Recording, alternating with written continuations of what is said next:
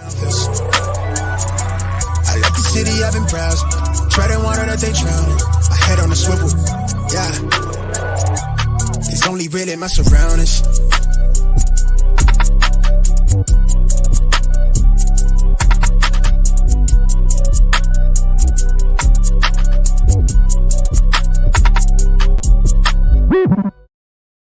Welcome to episode 31 of the Smash Reset podcast. I'm your host, Michael Royer. You can find me on Twitter at Dynasty_DadFF. We got a great guest on tonight. Before we do that, we're going to continue our off-season program here and really talk about, what we're going to do and how we're going to make you guys better Dynasty owners. First, let's introduce Mung. Great to have you on here again tonight. I got to see the Brady jersey there in the background. Nothing beats, New England Tom Brady was very easy to hate, right? But this Tampa Bay Tom Brady with him, drinking on the boat, chucking the Lombardi trophy, it's exciting. He looked fantastic.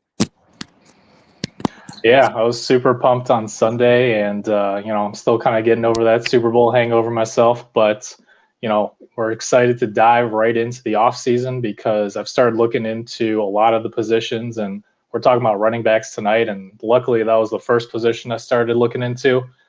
We've got a lot of different guys we're going to be talking about from the 2020 class, but also on the lookout because I'm dropping an article tomorrow about some free agency buys at the running back position, looking into guys who are going to move around and their teammates as well. Of course, you can find that over at Fantrax, and of course, you guys can find me on Twitter at FFA_Mung. That's MENG.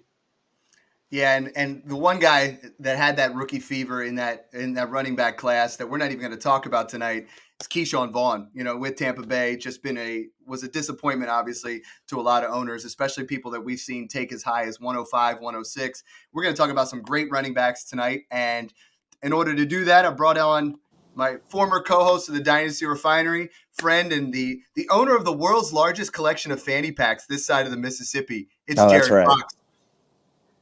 How are you, man? I'm doing great. How you doing? I'm doing good, man. It's been a while. It is. It's great to have you back, and talking shop here a little bit. And for those of you guys that didn't listen to us at Dynasty Refinery, one thing that Jared always hit on is the running backs, and he recently just beat me in a fantasy championship, because of some of those running backs and the ability to, scout some of the talent. And we've been touting this 2020 class for so long.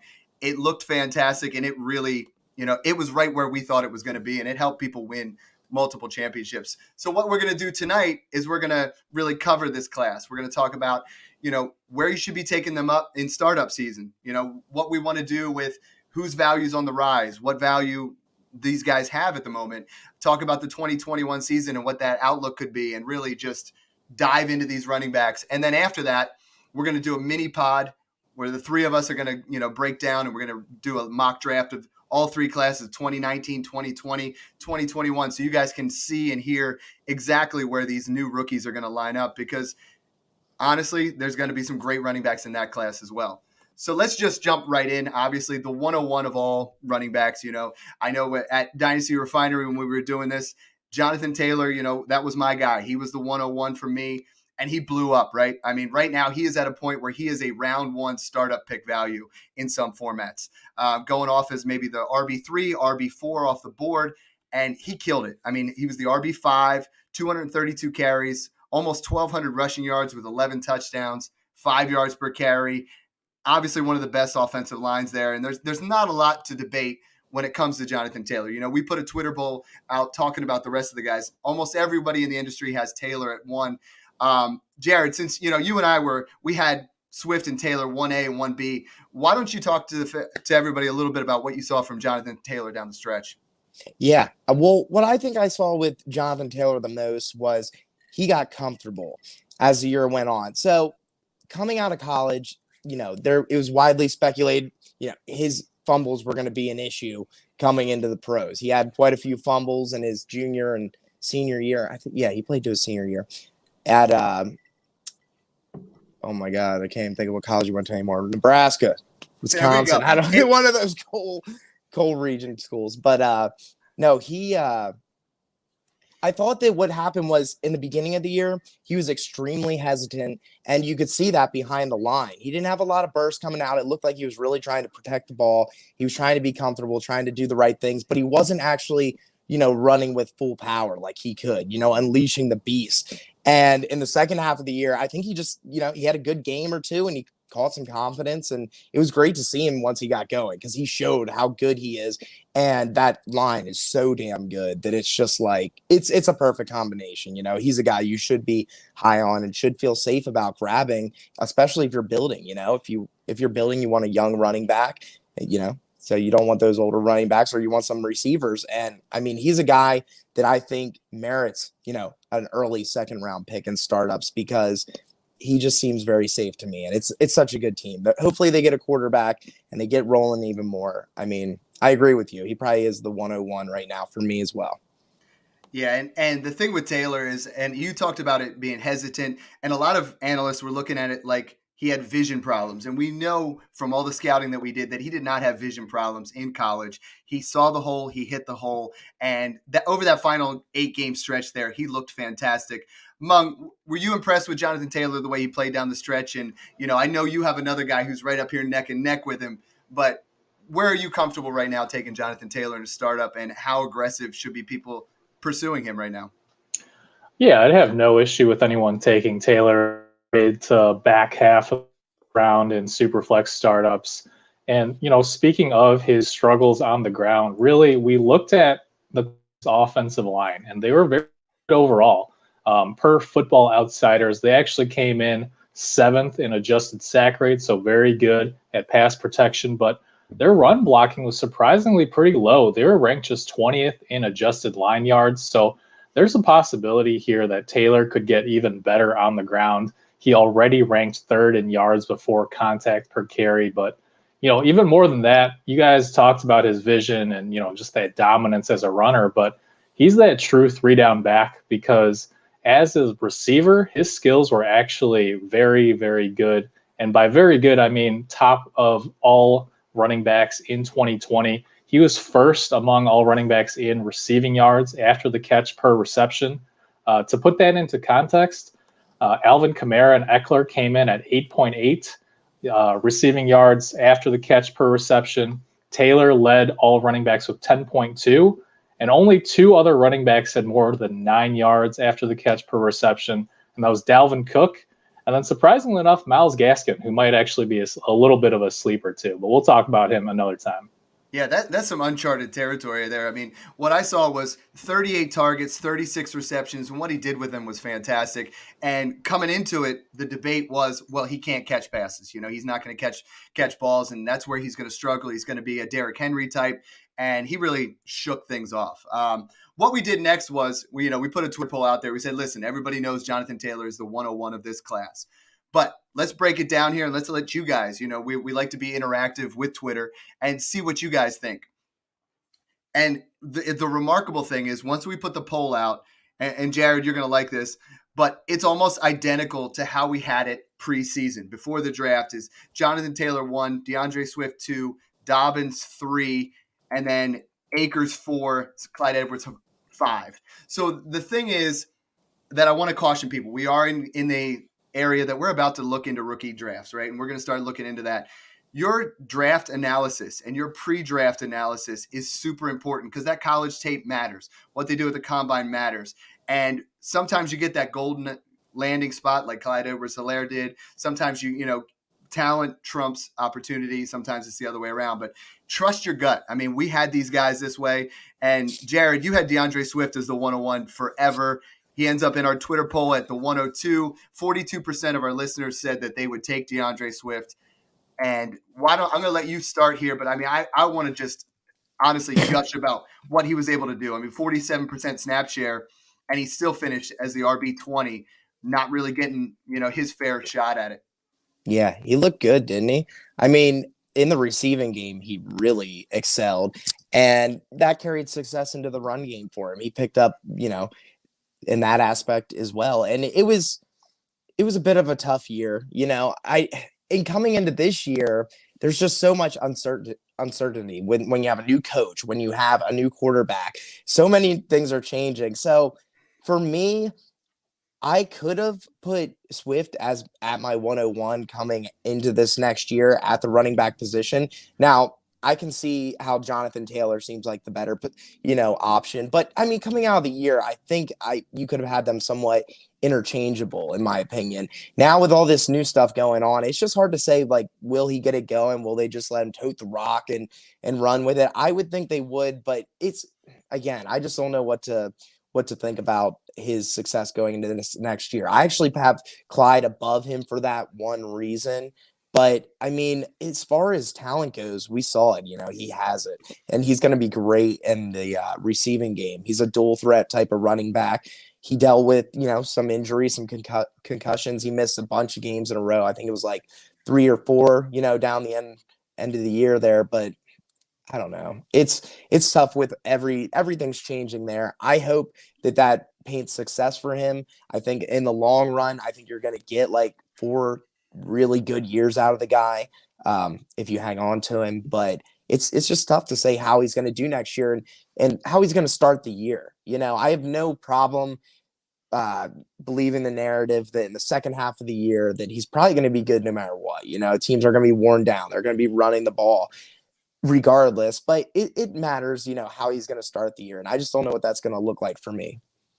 Yeah, those are good points. I mean, obviously, Taylor's up there. He's consistent. We know what we're going to get. DeAndre Swift, 4.6 yards per carry. He had over 10 touchdowns, 323 yak yards. So, we know what he can do in open spaces. And the new head coach wants to use Swift like Kamara. He's already said he wants to get him out there in open space. He wants to utilize him in the receiving game. And then now you add in Deuce Staley. He's been scouting DeAndre Swift since high school, he said. He considers him a special skill set with a 3-down potential back, somebody who's can really excel at this level. Mung, given the lion's share, a little bit of a dad joke pun there, what can we really expect from DeAndre Swift? What kind of, with his skill set, given this new opportunity, what can we expect from him in 2021? I'm actually a lot higher on Swift going into his sophomore season than I was on him as a rookie because, 6 months ago, it feels like 6 years with quarantine and COVID, but just last offseason, I was pretty low on Swift due to projected workload. Now, at that time, we had Matt Patricia, who we knew preferred a committee backfield, and the Lions' offense in general was a mess. And, I expected his stock to actually decrease during the season and to be a buy this offseason, but I was wrong. I waited too long because the Lions really started to feature Swift later on in 2020. His usage trended up before, like Jared said, even before the games that he missed with that concussion. And then to close out the year, he was playing, 68% of the snaps in weeks 15 and 16. And now you've got Adrian Peterson, a pending free agent. He's probably gone. And then Kerryon Johnson, he's signed through 2021, but at this point, he's mostly a change of pace guy, mostly an afterthought even. And, that's just on the ground because, as you guys pointed out, Swift is a dynamic receiver. In fact, again, I'm going to go back to the stat that I really love for running backs, which is yards after the catch per reception. And Swift was 11th among all running backs. With Jared Goff there's a little bit of concern if the offensive efficiency is going to suffer a little bit. But as a receiver, Swift's role should probably expand even more than his rookie year. Galladay, Jones, Amendola, those guys are all pending free agents, and there's a chance that none of them are going to be back in 2021. So they're going to add some wide receiver depth one way or another. But I'm really high on Swift going into next year for the same reason that I'm high on Hockenson, is just pure target volume. And I'm betting that Goff is going to go to his 2 most talented guys early and often, and that's going to be Swift and Hockenson. Yeah, and looking at his receptions, 323 yards after the catch out of 357. And we saw in college that he could line up wide. They could, most of those were all screen passes. I love that you brought up Kerryon Johnson because the idea of this episode, after Kerryon Johnson's rookie year, he was approaching 3rd-round startup value. Most of these guys are going 2nd and 3rd-round startup value. So we're trying to, assess these Kerryon Johnsons before that happens. And DeAndre Swift does look like the real deal.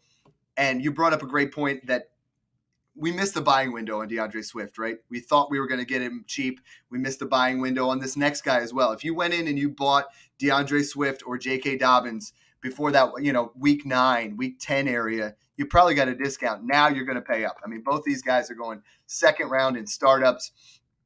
Again, Jared, just further going with what you and I had is we had these guys. J.K. Dobbins was our third best running back in this class.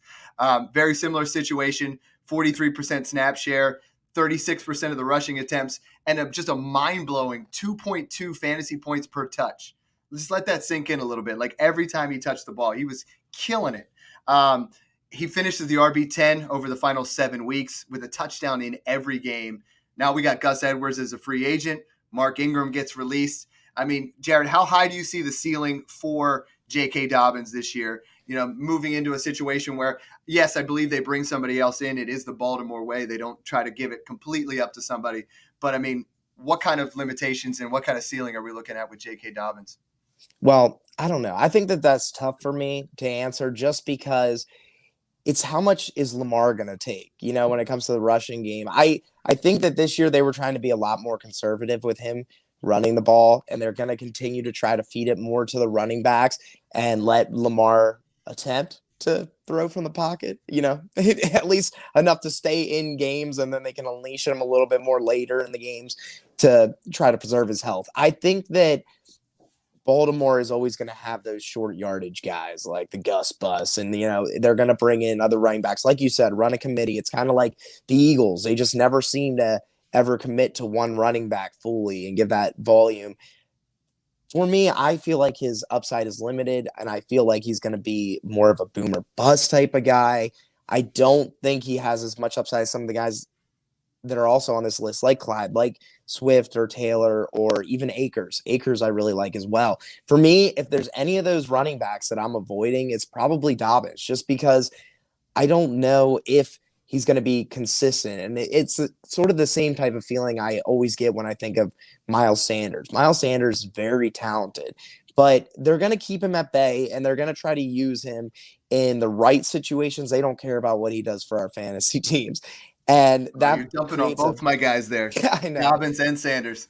Yeah, they're both super talented. You know what I mean? It's kind of just situation for me for them. But again, a guy like Dobbins can come out and put up like 3 weeks where he's, top 5 RB all those weeks in a row, and then, not do much for a couple games. And I feel like that's going to be the frustration you're going to have with him in fantasy just because of that offense. I mean, I don't know, man. And those touchdowns that are going to be snaked out, it just seemed like, especially with Gus around, and hopefully they don't bring in anyone else, because anyone too good, because if there's anyone else that's in the rotation like that, I'd say that I'm a little bit nervous for what his value is, especially where you have to take him. I mean, what is he, a 3rd round ADP now, or he's in the second? In the second. Okay. So him and Swift are going about 2 or 3 spots apart, so it's a tricky situation. That's the thing. That's a high ADP, I don't know. Yeah. We're looking at a small sample size, and that's what we're trying to, assess for people. Mung, Dobbins, I'm very big on Dobbins. You know that. 134 carries for 800 yards, 9 touchdowns, became one of only 2 running backs in NFL history in their rookie season to average over 6 yards per carry as a rookie. Mung, since it's you, and this is the guy that we've kind of harassed you about all year, do you know who the other one is? Is it Clyde? No, Alvin Kamara. Oh. Alvin Kamara. And so he has that kind of upside. I mean, John and I were talking week in, week out. It was a free Dobbins campaign, right? We wanted them to unleash him. We talked about it every single week, like, hey, this is going to be the week. Because when you saw him, he flashed. I mean, he was literally, there were games where he had 3 carries for like 48 yards. And I'm like, how is he only getting 3 carries? I mean, the guy looks fantastic. He looks electric. Kind of what Jared said at times where Miles Sanders looked that way, where he was almost averaging 6 yards per carry. Do you think Baltimore hands him the keys to the offense?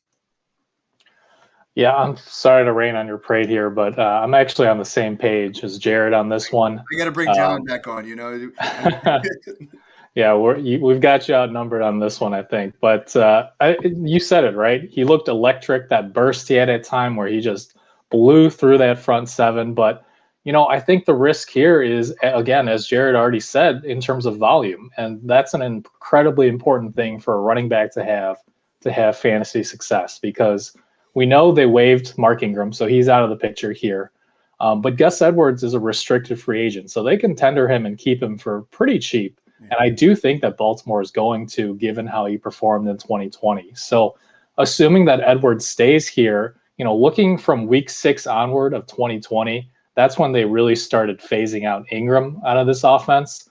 And even excluding the game that Dobbins missed with a chest injury, he averaged 11.4 carries per game. Edwards averaged 9.9. So that's close to a 50-50 split. And then even more so, touchdowns score fantasy points the quickest, right? And if we look at red zone attempts, Dobbins and Edwards each saw an even split of exactly 25 carries inside the 20. So really, it's just tough to see Dobbins having that elite ceiling, given that I do think the Ravens are going to keep this a committee of sorts. And we talked about Lamar Jackson. He's going to get his share of the rushes, especially in the red zone. But that said, I don't think that's, cause to be super down on Dobbins either. Baltimore did lead the league in rushing attempts in this past year. And that was with 350 combined to the running backs, Dobbins, Edwards, and Ingram. So, the most run-heavy team on the NFL, even if Dobbins just gets like 60% of the carries, that's still fun. And again, assuming they don't add a third, I think that he can reach that low-end RB1 tier, but I just don't see him being in that elite top 5 or so. And then, I mentioned that. And that's where that's where a lot of analysts have him right now, is in that top 5 to 8. Oh, we're not talking rookies now. I'm talking top 5 to 8 running backs overall, and we're really trying to push that youth in there. I'm seeing a lot of people have Jonathan Taylor over Christian McCaffrey, and I'm seeing Swift and Dobbins getting pushed in there above Saquon or in that same area. And I'm like, just pump the brakes a little bit. It was a great rookie season.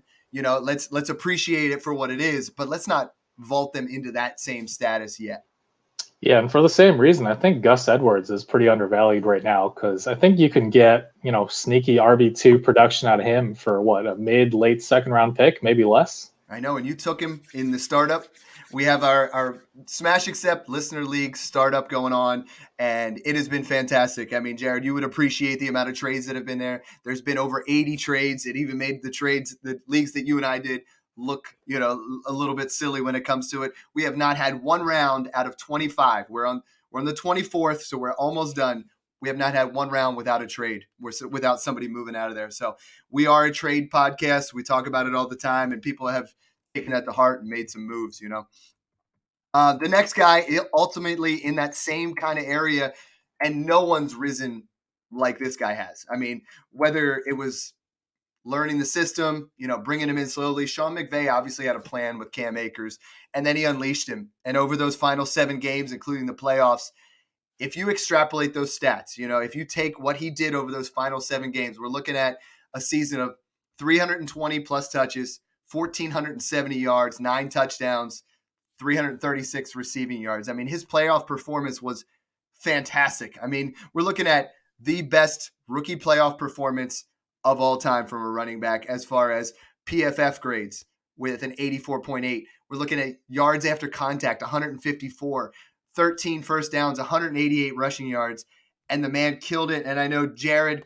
we're going to talk about this in a little bit, kind of what you've been working on, but I know you've been collecting a lot of cards lately, and you guys see a similar type thing of collecting cards and dynasty values. And Cam Akers' value, when it comes, either of those right now, is on fire. Yeah, he's hot right now. People like him. But, I mean, can you blame him?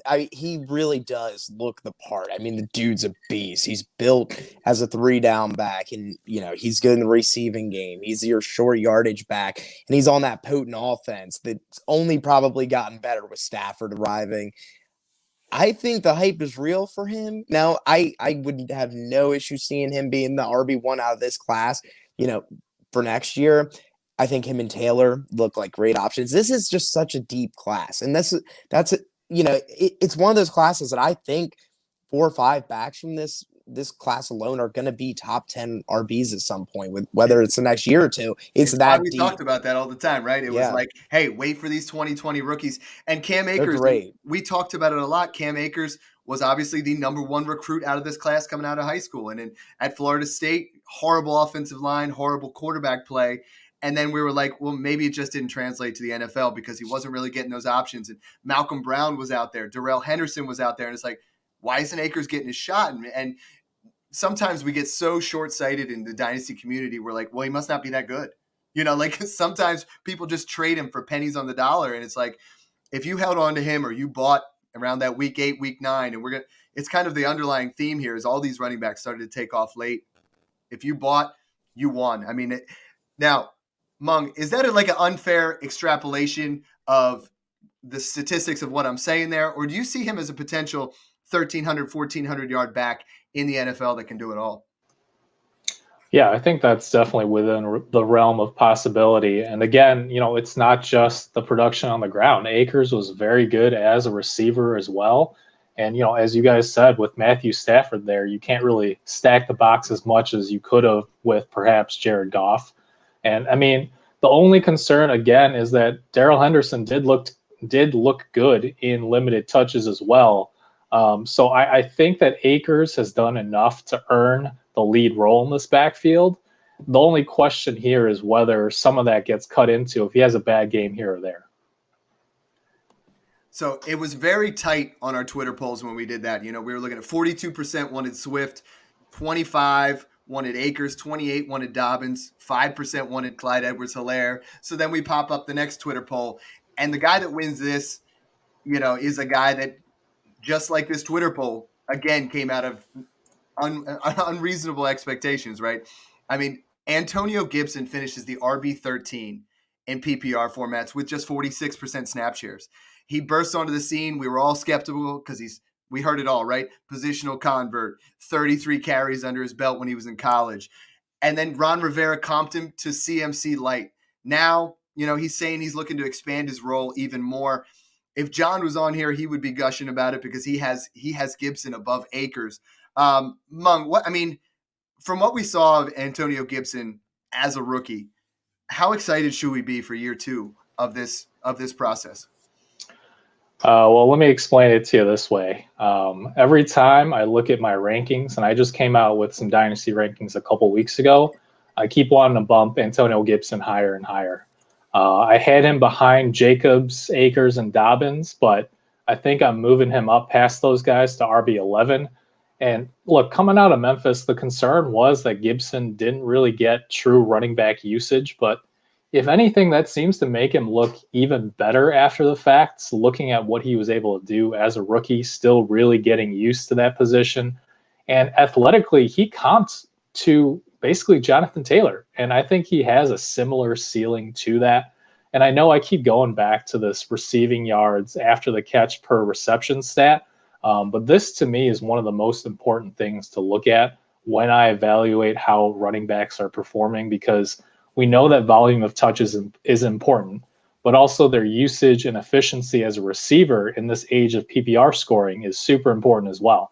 And really, this directly measures them as receivers. And Gibson was 7th in running backs in this metric. McKissick is signed through next year. He's going to steal some touches here or there, but I'm optimistic about Gibson really potentially becoming a true 3-down back. And the only reason he hasn't cracked the top 10 dynasty running backs for me now is just because of the uncertainty at quarterback. We saw Taylor Heineke got signed to a 2-year deal earlier today, and we'll see how that offense rises going into 2021. Jared, we're looking at, he blew up in the Dallas game. Everything was kind of against him. Alex Smith, the field was shortened, right? Everything is completely smashed in because Alex Smith broke the record for shortest, yards passed per attempt. It was 6 yards, which is ridiculous. McKissick was stealing touches left and right. But this is a guy who, he's going to get to play that weak NFC East division multiple times. Are you buying Antonio Gibson? I know you were a little skeptical going into it. Did he show you enough this year that you are willing to buy in? Yeah, I was extremely skeptical of him. It was just like with those Memphis running backs, I just felt like there was some kind of curse going on there where, whatever system they have, it was making Memphis running backs look good coming out of college. And yeah. I felt like I couldn't trust them. But he did exactly what he did in college. He made the most of every opportunity he had, made the most out of every touch. And geez, the guy was like a touchdown machine at the end of the year before he started dealing with those injuries. I mean, it's tough to not have some kind of belief in him. I want to say that when the offense is bad, as is the case with J-Rob, I feel like that can be deceiving with running back stats. Sometimes they get the ball in a lot of situations where they wouldn't if they were trying to truly win games, or if they had a quarterback that could take the game into his hands, or, I feel like that can definitely bolster some running back numbers at times. So we'll see, if they get a better quarterback, if they get some better playmakers around him, if he can keep those numbers up. But as of right now, he is definitely a dude that I'd probably pay the price for him. I mean, he's what's his ADP right now? Like a late third, early fourth? He's going third round right now. Yeah, I honestly, I'd take a gamble on that. And I feel safe because I think going into next year, I think guys are going to be really high on him. I think the hype train's going to be going. So if you're not feeling good about it, I think you can cash out. I'm kind of talking about it like it's cards right now, but you can do it in Dynasty too. Like, you can cash out on him. I know. Yeah. We're the league you and I are in together, and we went toe to toe there, and everybody knows that I was in so many championships, and it was like I was all in, and Derrick Henry was my guy. I mean, I sold Taylor and Gibson and Dobbins to push in for the championship. You know what I mean? Those are things hurts. That it stings even going over this now. I'm just like, I gave Gibson and Boyd to get Derrick Henry. And I was okay with that because I was like, I'm pushing all in. Let's kind of win this, and both the guys were out. And sometimes that's a tale you don't want to talk about. You don't want to admit your mistakes. And for me, as a podcaster, as an analyst, like, those are moves that I don't advocate moving, but sometimes you just get so hungry to win, right? And you just push the chips in. I know. I did that against you. I traded Swift, Clyde, and Josh Jacobs to pull it out against you there. I know. That stung, but since it was for you, Mike, I thought I was the one seed the whole year, just so everybody knows. And that was, but it was a blast, and that's why we do this, and we had a podcast where we talked about winning games over sexy rosters, and you got to do that sometimes. The guy who was on everybody's sexy roster alert, right? As soon as he lands in that dream landing spot, we had him as the 5th highest rated running back. He goes to the Chiefs, and now all of a sudden he's not just the highest rated running back in the class. He moves to the 104 in May DLF ADP. 104. Like, we're talking about almost to the ceiling, is where he could possibly be. And that was just berserk. But now I feel like we're overcorrecting way too much. I mean, Clyde Edwards-Helaire has a solid rookie campaign, 803 yards on 181 touches, 4.4 yards per carry. He's 21 years old, 36 receptions, everything was kind of there, but we're really getting a discount on CEH at the time. I mean, I feel like trying to say he's the 6th best running back in this class, and he was tied with James Robinson, by the way this poll went. That's where we're seeing his value right now. Mung, I'm going to let you go on this one first because I know this is your guy, and the fact that he's going as the 6th guy and the same value as James Robinson has to kind of, 1, either make you sick, or 2, make you excited to go buy him right now. Yeah, I'm pumped because I'm going to send out some offers for CH in every single one of my leagues. And really, I've caught some flack on Twitter for this, but here's why I'm still so high on Clyde Edwards-Helaire. And that's fine. I'll explain myself because everything's subjective and I get it. But, going into week 15, before he suffered that hip injury against the Saints, where do you guys think he ranked in PPR scoring among running backs? 16. I was going to say more like RB10 maybe. Okay, so split the difference. He was RB13 in PPR. Okay. And I feel like people are acting like he was like RB27 or something like that, the way that, some are super down on him.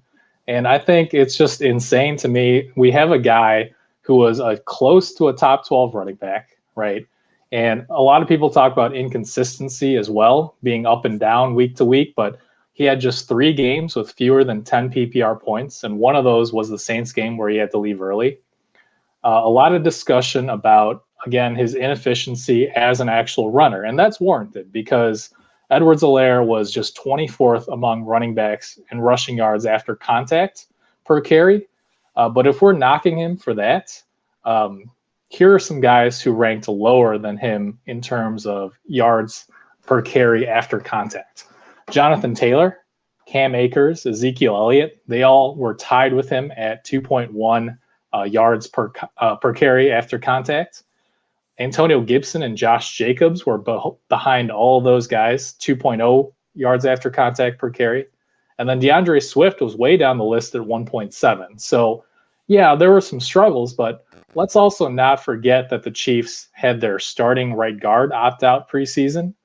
They missed their starting right tackle for most of the year, where, CEH excelled really was as a receiver. And that was a big part of his resume and why Kansas City drafted him. And, we talked about Swift as a dynamic receiver. He was 11th in receiving yards after contact per catch. And then CH was actually better with 8.2 yards after contact per reception. And that was 8th among all running backs. So I think a lot of these concerns about CH are just way overblown. He's a steal to me right now, going behind all these other rookie running backs.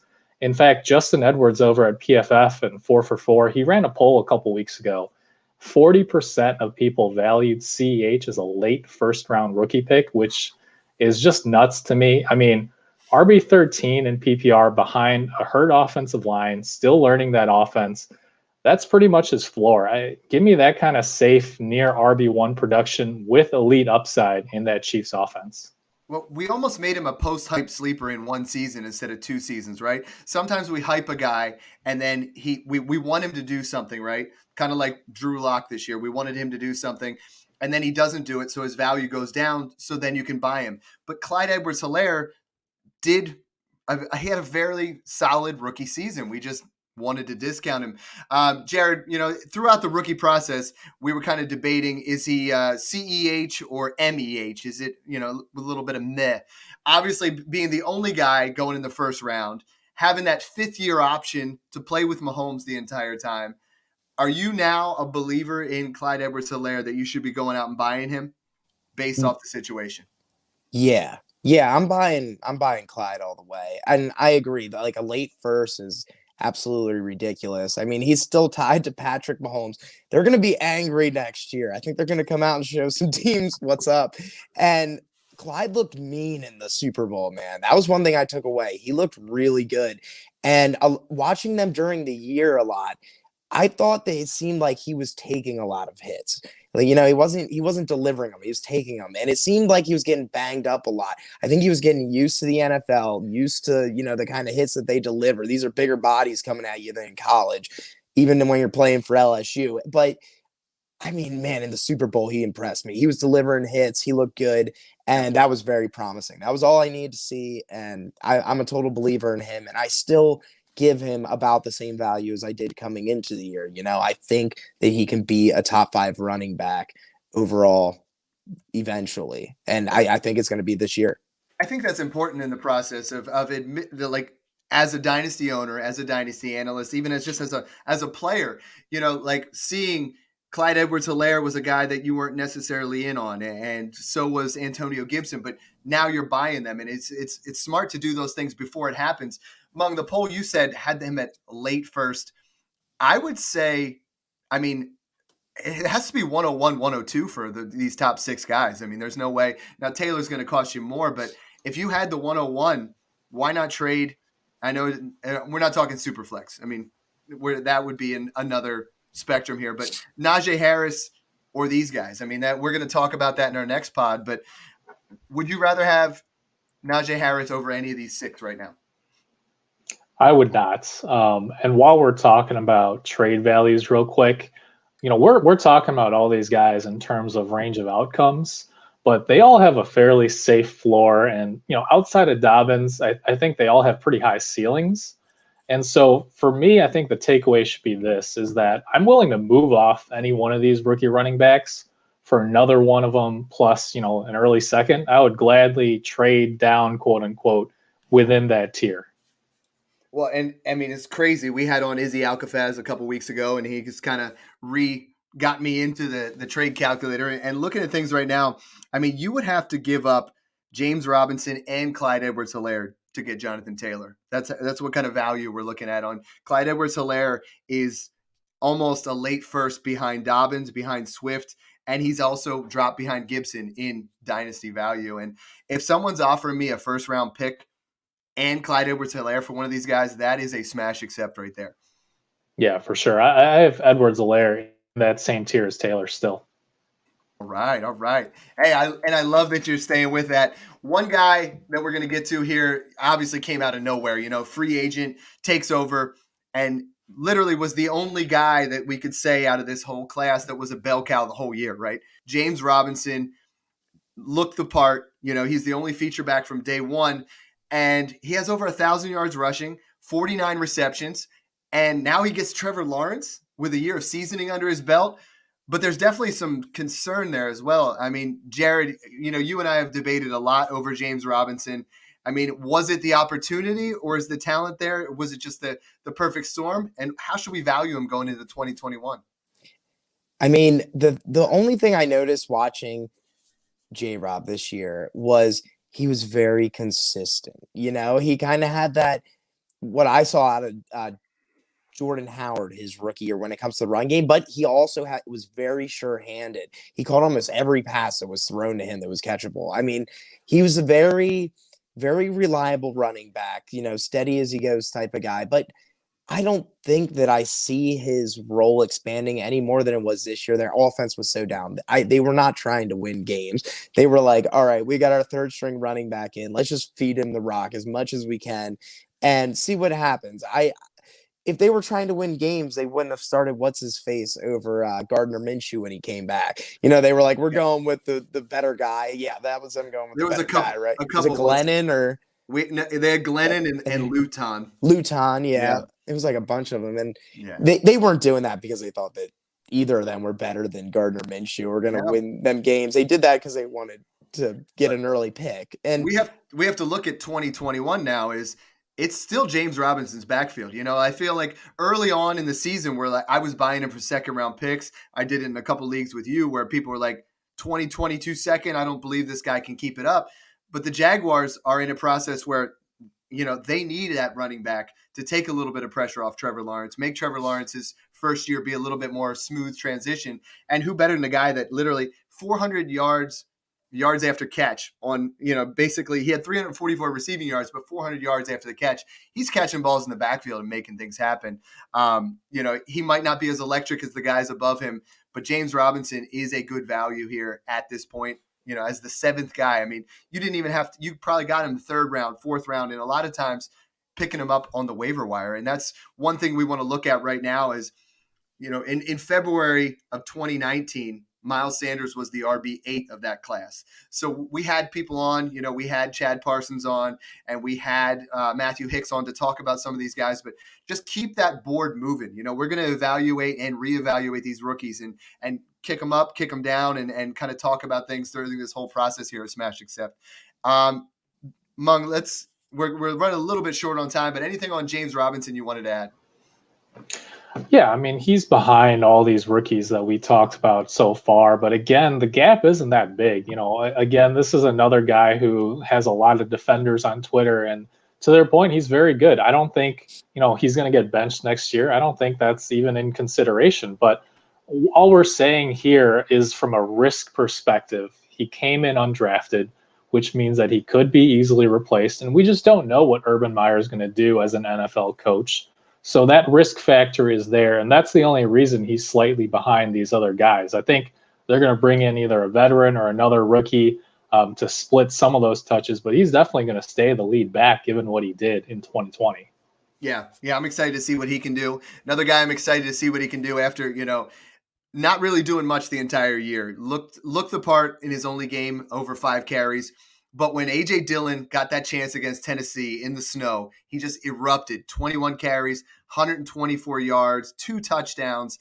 And, the knock on him was, he's not going to get very involved in the run game or in the passing game.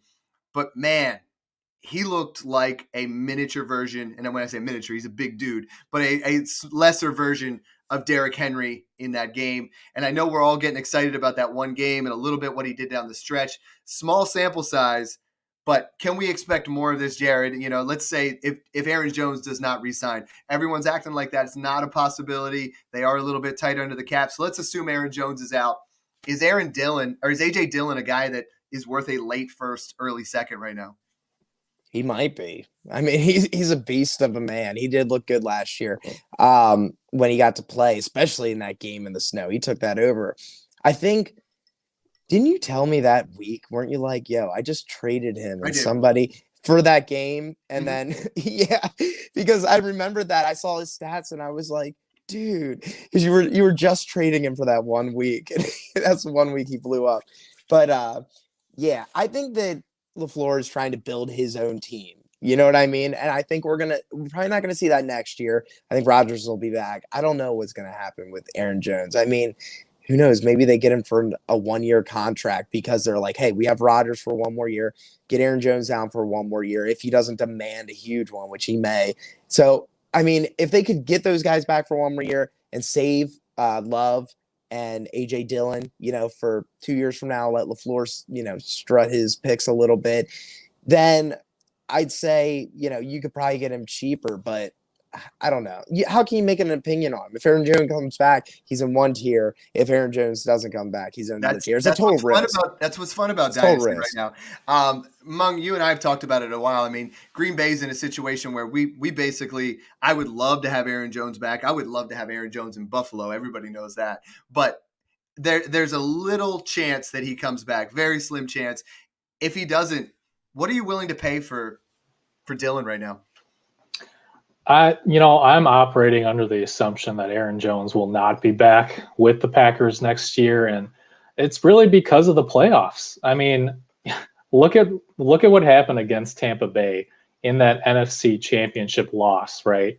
Jones was awful, and even worse, he highlighted some durability issues too by getting knocked out of that game. So it's tough for me to see Green Bay spending that money to extend him when they spent a second-round pick last year on Dillon for this exact contingency. And Jones hasn't really made a case that he's critical to this offense. We know this is Aaron Rodgers' offense, and we know that their defense has cost them 2 trips to the Super Bowl in consecutive years now. So that's where they need to spend in free agency, is on defense, not at running back.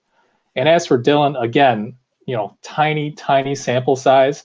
Don't ever let anyone tell you I said that A.J. Dillon is Christian McCaffrey, but in his 2 catches, he had a broken tackle rate of 13%, which was behind only McCaffrey in his small sample size. So he's not a bad receiver.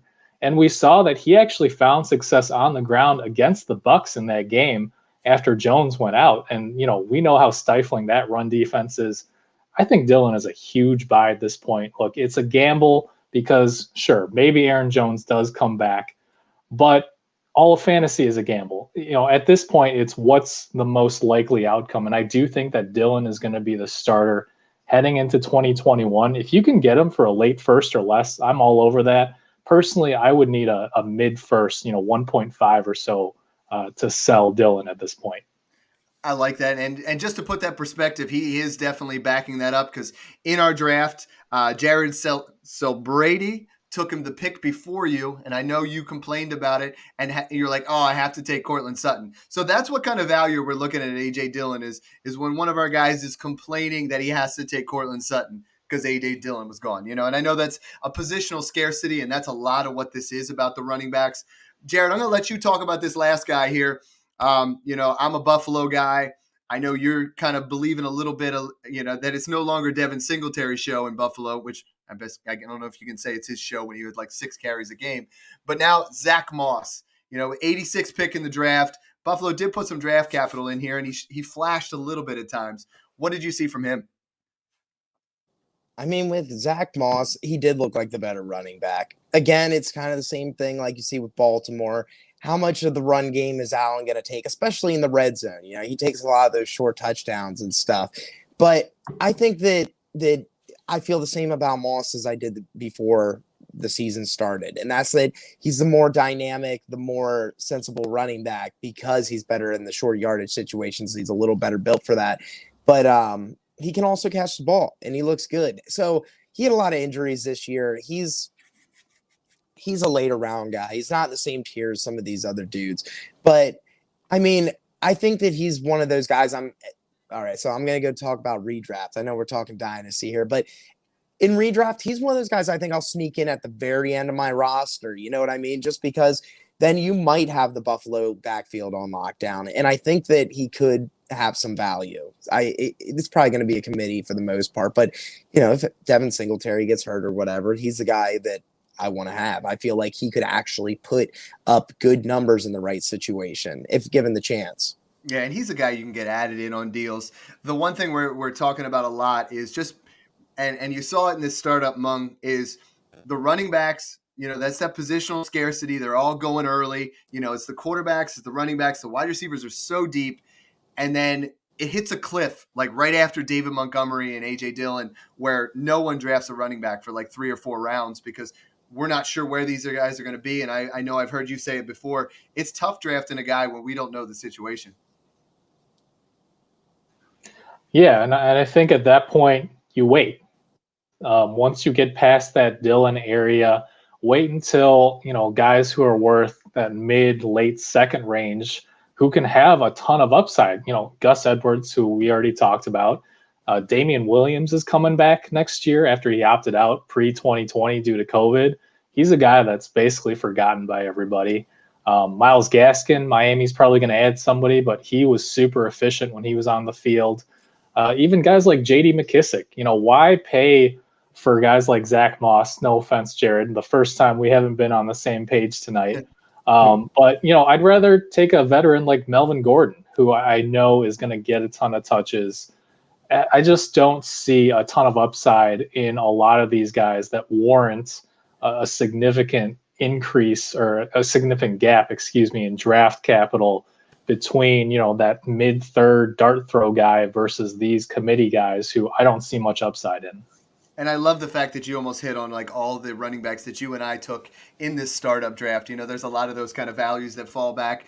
Jared, I got to thank you. You know, it's been fun chopping it up again. And both you guys, both Mung and Jared, you guys are both, you know, super awesome to just be honest about it. You know what I mean? If it's not your guy, you don't have to agree with it. You know, we've all been accused of doing some kumbaya stuff here and there and agreeing with each other. So it was good that we weren't all on the same page, because this is what people want right now, is they want to know about this class and they want to know when they should invest and where they should invest. And I'm really excited about our next pod. We're going to jump on here right after we're done with this, our mini mock of 2019, 2020, 2021. Where's Josh Jacobs, Miles Sanders rank as opposed to these 2020 guys? And where's Najee Harris and Travis Etienne and those kind of players going to fall in here? So before we end this episode, Mung, why don't you tell everybody, you know, where they can find your stuff, and then you as well, Jared, and then we'll close it out. Yeah, as always, you can find me on Twitter at FFA_Mung. That's MENG. And like I said, I'll be releasing a new article tomorrow on dynasty running back buys before free agency. So some of the guys I hinted at tonight already, but you can always read a little bit more in detail about them. Yeah, and you can find me at Dynasty Refinery, although I haven't been as active lately since I started diving deep into the card world, man.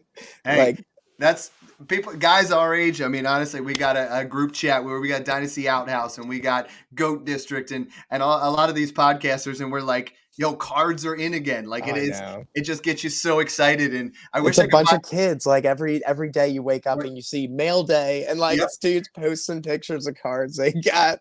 Gets you all jacked up. Yeah, it's not like we can actually collect them with our kids because they're so expensive. We are the kids now. I know. So, hey, thanks again for tuning in to Smash Accept Podcast, and enjoy the process.